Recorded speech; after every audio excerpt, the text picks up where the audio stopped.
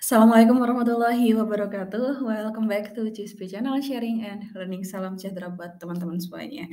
Oke, ada kabar baik nih buat rekan-rekan PNS semuanya, karena di tahun 2023 ini ada lagi ya untuk pengajuan PMK gitu. Jadi buat teman-teman yang mungkin belum mengajukan atau yang belum tahu tentang info ini nih, bisa sesegera mungkin untuk mengajukan PMK ya.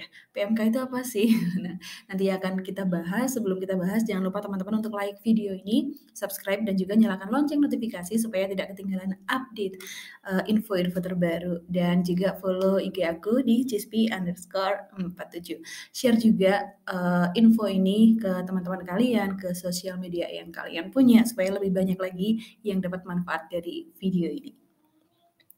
Oke, jadi kalau teman-teman lihat, Instagram-nya BKN ya, yang resmi begitu, di situ ada semacam ada reels gitu atau ada postingan tentang periode pengajuan usul pencantuman gelar dan PMK tahun 2023. Jadi pengajuan usul pencantuman gelar akademik yang tidak bersamaan dengan kenaikan pangkat dan peninjauan masa kerja atau PMK agar diusulkan ke BKN pada bulan April, Mei, Oktober, dan November 2023. Oke, jadi di sini akan, lebih banyak bahas tentang PMK ya, peninjauan masa kerja. Jadi mungkin di sini buat teman-teman, yang pengangkatan CPNS 2018, 2019, atau sebelum-sebelumnya gitu ya. Kan ketika kita diangkat itu CPNS, maka masa kerja kita adalah 0 tahun 0 bulan, gitu. Jadi kalau teman-teman yang sudah pernah wiyata sebelumnya, maka wiyatanya itu kan tidak dihitung ya, hangus begitu ya.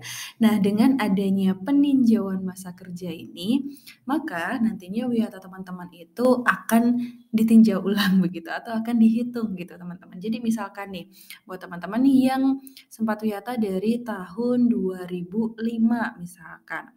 Nah, dari tahun 2005 maka kemarin, ketika CPNS itu adalah masa kerjanya 0 tahun 0 bulan, tapi ketika sudah mengusulkan PMK ini dan turun SK PMK, maka, nanti masa kerjanya teman-teman itu akan bertambah mulai dari tahun 2005 itu sendiri. Ya, 2005 atau mungkin teman-teman 2000 berapa, 15, 2010 ya, berapapun itu gitu. Nanti akan bertambah begitu. Apa sih manfaatnya kalau misalkan, masa kerjanya bertambah? Yang jelas TMT ya, TMT-nya pasti nantinya akan berubah. Kalau TMT-nya itu berubah gitu, maka otomatis gaji pokoknya juga akan berbeda gitu, akan bertambah gaji pokoknya. Nah, kalau gaji pokoknya bertambah, otomatis nanti juga berdampak kepada sertifikasi gitu, teman-teman. Tapi dari semua itu yang paling penting memang TMT-nya ya, karena kan, nanti juga berdampak ke pensiun segala macam. Jadi emang sayang banget kalau, PMK ini ada kesempatan untuk PMK itu teman-teman tidak mengusulkan begitu, tidak mengajukan gitu ya. Oke, dan ini adalah contoh contoh dari SK PMK punya saya ya, yang sudah turun dan ini per 1 Januari 2023 ini.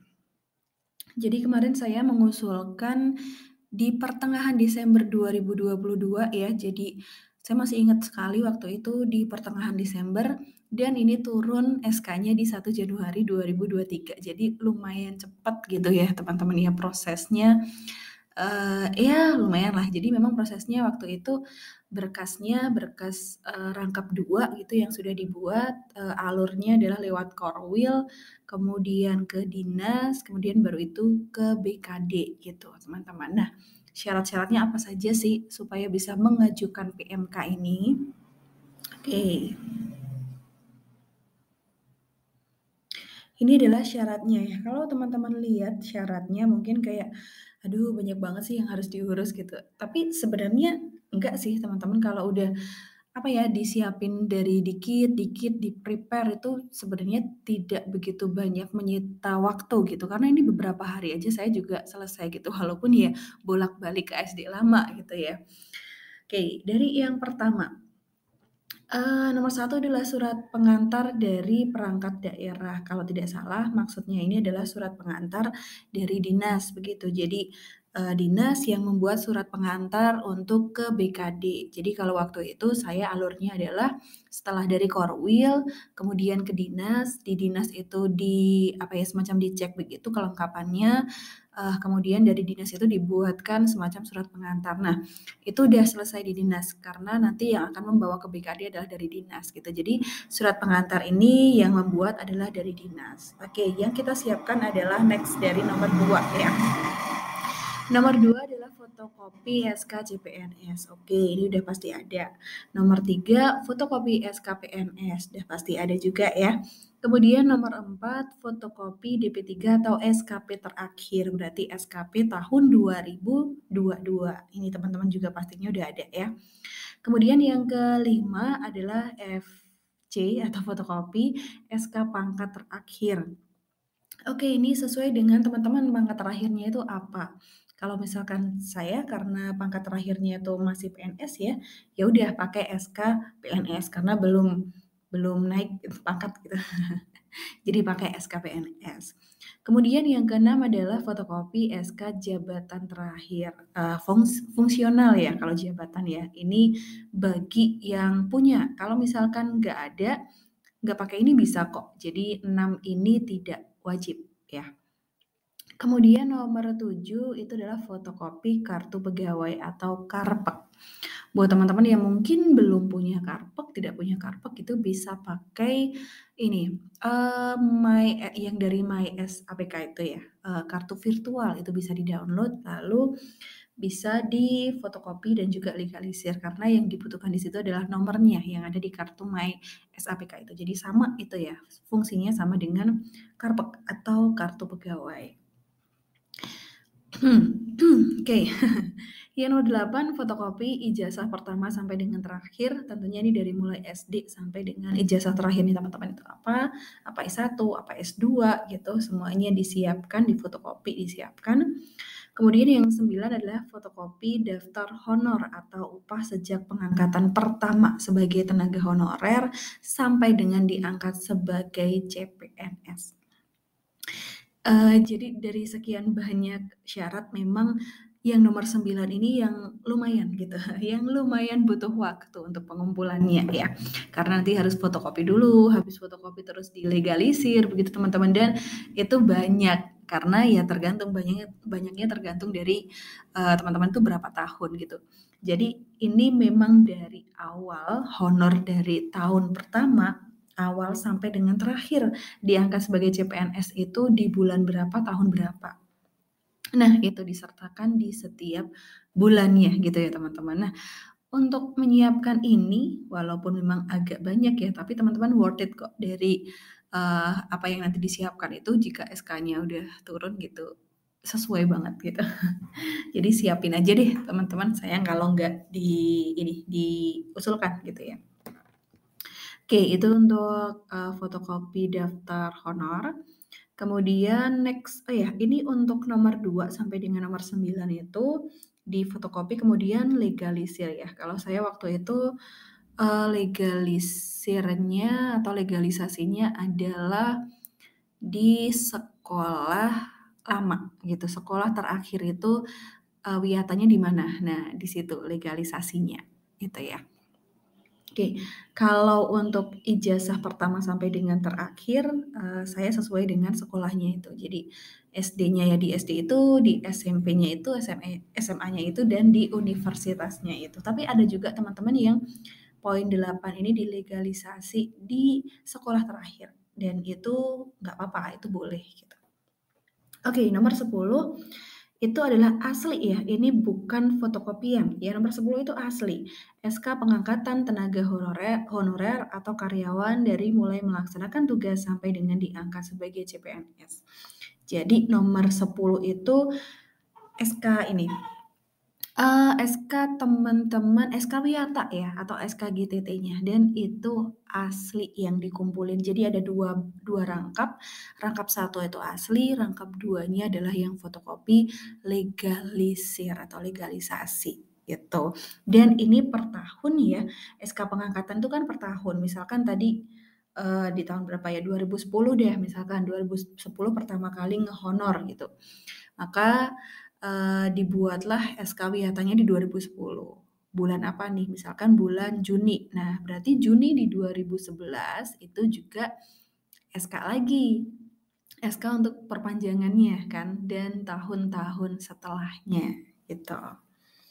Next yang nomor 11 adalah asli surat perjanjian kerja sebagai tenaga honorer atau karyawan. Ini asli juga ya, satu berkas asli, satu berkasnya sama fotokopi legalisasi. Nah, ini adalah SPK, Surat Perjanjian Kerja. Kalau di tempatnya di kabupatennya ada yang, kalau seperti di tempat saya ya, SPK-nya itu dapat dari bupati waktu itu. Ada juga yang SPK-nya itu eh, dari dinas apa ya?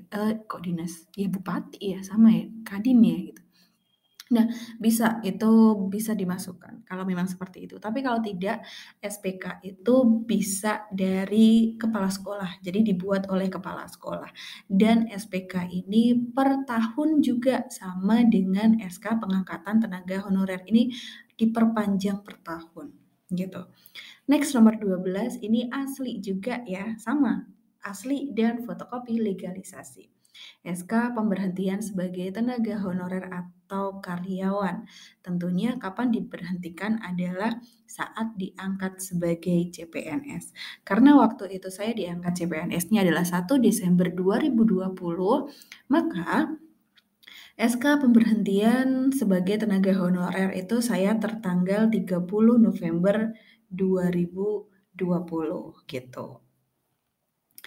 Oke, next adalah di RH daftar riwayat hidup. Saya daftar riwayat hidupnya itu pakai yang ini yang untuk berkas CPNS. Jadi saya pakai itu edit-edit gitulah disesuaikan dengan yang sekarang. Kemudian yang nomor 14 adalah surat keterangan bekerja secara terus-menerus sebagai tenaga honorer atau karyawan yang ditandatangani oleh kepala OPD bermaterai.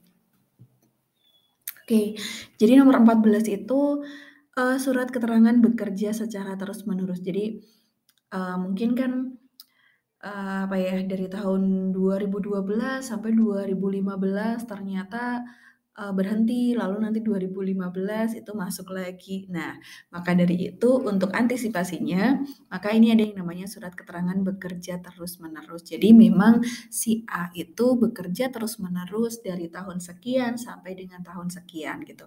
Ini punya saya ditandatangani oleh kepala sekolah dan ini bermaterai. Ini hanya satu ya, dan satu asli, satunya lagi legalisasi gitu. Jadi ini syarat-syarat yang dipenuhi nih teman-teman, yang harus yang harus dipersiapkan buat teman-teman untuk mengajukan PMK gitu. Semangat buat teman-teman semuanya, semoga nanti bisa ya, bisa turun lah ya SKPMK-nya dan disclaimer apabila mungkin syarat di beda daerah itu mungkin agak sedikit berbeda dengan yang di sini gitu. Oke, jadi sedikit review untuk nomor 1 itu nanti dibuat di dinas ya. Nomor 2 sampai dengan nomor 9. Ini fotokopi legalisasi oleh sekolah yang terakhir ya, sekolah lama Wiyata yang terakhir. Karena kan kemungkinan ya ada juga teman-teman kan yang Wiyatanya pindah-pindah begitu. Itu juga ada surat pindah dari SD mana ke SD mana gitu, misalkan SD ya.